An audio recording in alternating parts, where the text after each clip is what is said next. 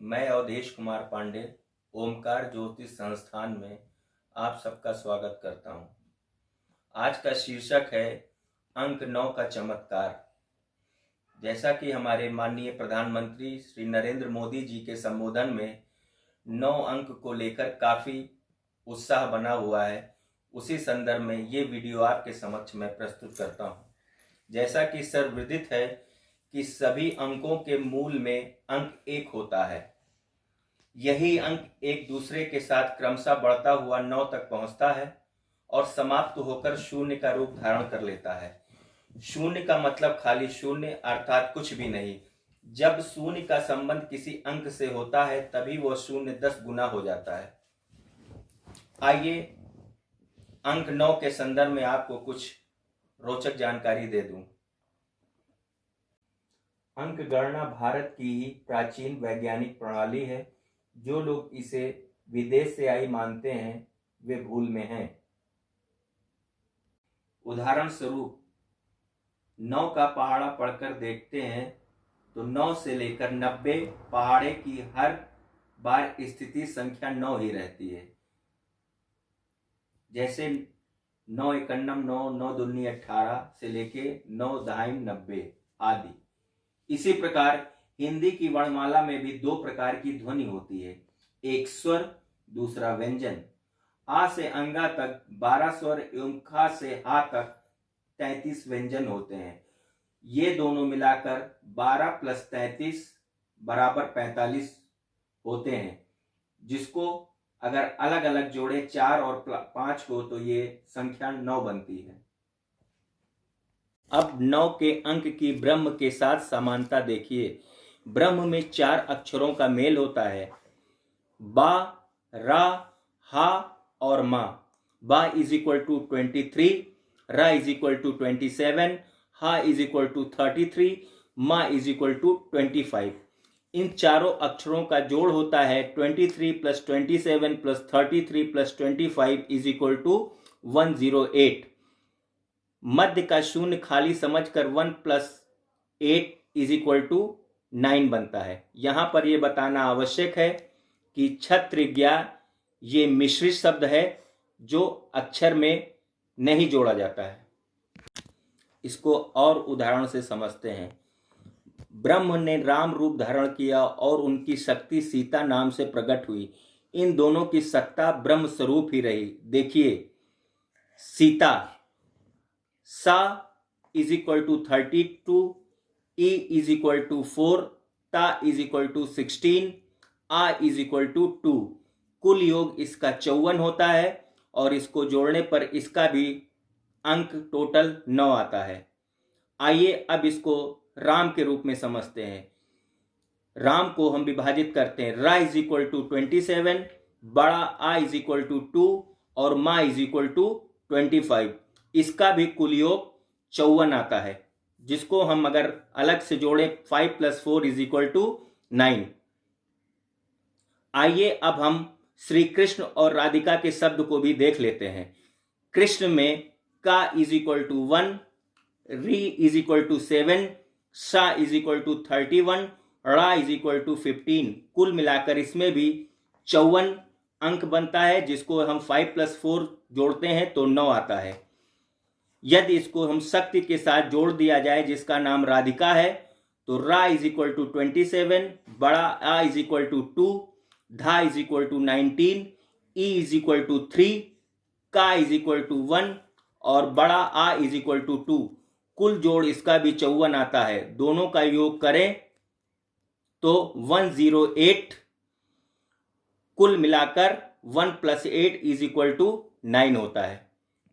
उपरोक्त विषय को और सरलीकृत करके हम ऐसे भी कह सकते हैं कि सीता में भी 54 योग आता है, राम में भी 54 योग आता है और इसको अगर 54 भी जोड़ें तो इसकी संख्या 108 आती है।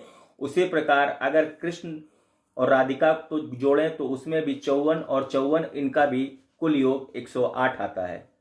अब आइए इसको हम और भारत की परंपरा में धार्मिक जगत में वैसी ही जब हम किसी महापुरुष का नाम लिखते हैं तो उसके पहले 108 लगाते हैं। अगर 108 को जोड़ें तो ये भी संख्या 9 बनती है। माला के मनके में भी 108 दाने होते हैं। ये सब 9 के अंक का ही प्रसार है। भगवान की भक्ति भी 9 प्रकार की है। उसी प्रकार से गोस्वामी तुलसीदास जी महाराज ने श्री रामचरितमानस में सर्वप्रथम 9 देवी देवताओं की वंदना की है, जिसमें गणेश जी, सरस्वती जी, भवानी, शंकर, गुरु, वाल्मीकि, हनुमान, सीताराम इत्यादि की वंदना की है। उसी प्रकार हमारे यहाँ ग्रह भी 9 है। सूर्य, चंद्रमा, मंगल, बुध, गुरु, शुक्र, शनि, राहु, केतु। दुर्गा के भी 9 रूप हैं। प्रथम शैलपुत्री, द्वितीयम ब्रह्मचारिणी, तृतीयम चंद्रघंटे, चतुष्कुष्मांडा, पंचम स्कंदमाता, षष्ठम कात्यायनी, षष्ठम कालरात्रि, अष्टम महागौरी, नवम सिद्धात्री। हमारे उच्च ग्रंथ महाभारत में भी 18 पर्व, गीता के 18 अध्याय, महाभारत का धर्म युद्ध भी 18 दिन तक ही हुआ था। व्यास जी महाराज ने 18 पुराण तथा 18 ही उप पुराणों की रचना की थी। ये सब कार्य 9 के ही महत्व को प्रकट करते हैं। 9 के अंक का इतना महत्व समझकर ही गोस्वामी तुलसीदास जी महाराज ने 9 की तुलना भगवान श्री राम से की। तुलसी अपने राम को भजन करो निशांक, आदि अंत निवाहिए जैसे 9 का अंक। इसके साथ साथ उपनिषदों की संख्या भी 108 है। इसका भी कुल अंक 9 होता है। अब आइए उपरोक्त 9 के चमत्कारिक अंक को मोदी जी द्वारा दिए गए संदेश में भी हम देख सकते हैं। संबोधन की तिथि थी 3/4/2020। इसको हम इस रूप में जोड़ सकते हैं 3 + 4 + 2 + 0 = 9, अर्थात 3, 4, 20। मोदी जी द्वारा दिया गया संदेश भी सुबह 9 बजे ही आया है। ऐसा पहली बार हुआ है। मोदी जी द्वारा दिए गए नियमों का पालन जो हम सभी भारत देशवासियों को करना है, उसकी तिथि 5 अप्रैल है और उसका जो महीना है वो 4 है। अगर हम 5 और 4 को जोड़ें तो भी ये कुल संख्या 9 आती है। मोदी जी द्वारा जो समय निर्धारित किया गया है वो रात्रि को 9 बजे है और उस समय का जो प्रयोग करना जो मिनट है वो भी 9 मिनट है। अगर हम रात्रि को 9 बजे और 9 मिनट भी जोड़ें तो ये 18 हो जाते हैं, जिसका योग 9 आता है। अब आइए ज्योतिषीय दृष्टिकोण से आपको भारतीय कुंडली जो 15 अगस्त 1947 की रात्रि 12 बजे की बनाई जाए तो लग्न वृषभ और राशि कर्क पड़ती है। निष्कर्ष, कर्क राशि के अनुसार गोचर का फल, चूंकि भारत की कुंडली में चंद्रमा की दशा चल रही है और मकर राशिगत शनि की तीसरी दृष्टि 9वें भाव पर, 7वीं लग्न पर अर्थात राशि पर एवं 10वीं दृष्टि 4th भाव पर पड़ रही है, जो कि शुभ संकेत नहीं है। साथ ही साथ मिथुन राशि का राहु की 5वीं दृष्टि 4th भाव पर पड़ रही है, जो जनता, घर, परिवार, समाज का भी भाव है जो प्रभावित है। इससे इतनी समस्या देखी जा रही है। 25 अप्रैल से कुछ सुखद स्थिति बनाएगा, क्योंकि संवत का राजा बुध नीच राशि से अगली राशि में प्रवेश कर मेष राशि में जाएगा, जो बुध आदित्य एवं निपुण योग का निर्माण करेगा। इससे सुधार होना शुरू हो जाएगा और कोई ऐसी औषधि इत्यादि का भी निर्माण हो जाएगा जो इस बीमारी का पटाक्षेप आंशिक रूप से करने में सहायक होगा। 4 महीने स्वग्रही शुक्र भी शुभता प्रदान करेंगे। सुझाव, अब समय आ गया है कि आपको स्वयं निर्णय करना है। इसका अभिप्राय ये है कि परीक्षा भी स्वयं देनी है, नकल एवं अकल आप ही को लगाना है, मार्किंग अर्थात अंक ग्रेड आपको ही देना है। व्यक्तिगत हित की अपेक्षा देश हित ही सर्वोपरि है। ये कहावत है, he that can have patience what he will. कुछ उपचार जिसको हम पूजा के रूप में भी कह सकते हैं, जिसका जाप करना बहुत फायदेमंद रहेगा, जैसे कि दुर्गा सप्तशती का प्रथम अत्त सप्तश्लोकी दुर्गा का 9 बार नित्य करना चाहिए।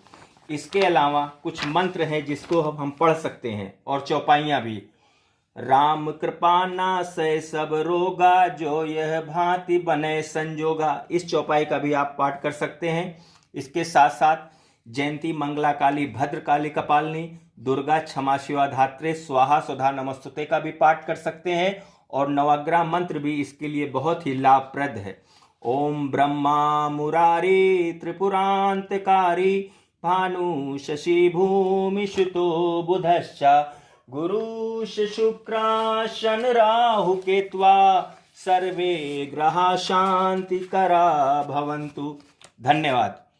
अगर आपको ये वीडियो पसंद आया है तो इसे लाइक और सब्सक्राइब करें और बेल आइकन दबाएं। यदि आपको किसी अन्य विषय की जानकारी चाहिए तो कमेंट में अवश्य ही लिखें। भारत माता की जय।